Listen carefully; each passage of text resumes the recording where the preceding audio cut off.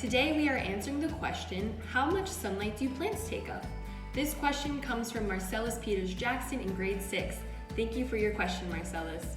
So last time we talked about how plants grow, and we talked about how they grow up towards the sunlight.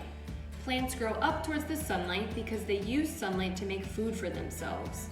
We know that plants use the sunlight to make food, but just how much sunlight do they use? It's kind of like asking the question, how much food do I normally eat? To answer this question, let's first talk about how plants take up sunlight. We are going to use the word absorb.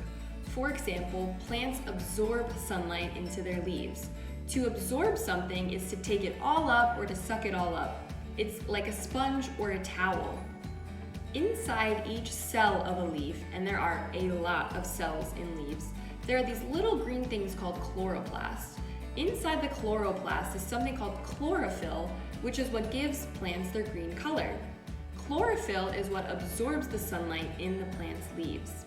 Kind of like how the stomach breaks down food and turns it into nutrients for us, chloroplasts turn the sunlight into other things that the plant can use to make food. It might sound a little bit complicated, but basically, sunlight hits the leaves on a plant, tiny molecules inside the leaves called chlorophyll take up all that sunlight and hold on to it. The plant then takes that sunlight from these chlorophyll to make food for themselves to grow. This is actually kind of a hard question to answer, and it involves a little bit of math. So the ultimate answer is plants really don't take up very much sunlight actually. We'll break it down a little bit though. And the plant ends up only actually using about 5% of the original amount of sunlight to turn the light into food. That's such a small percentage.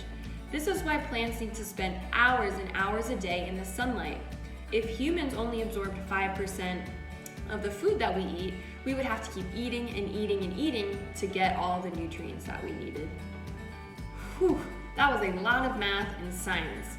Plants are really complex beings and they are so interesting to study. So thank you, Marcellus, for asking this question so we can start learning a little bit more about the plant world around us.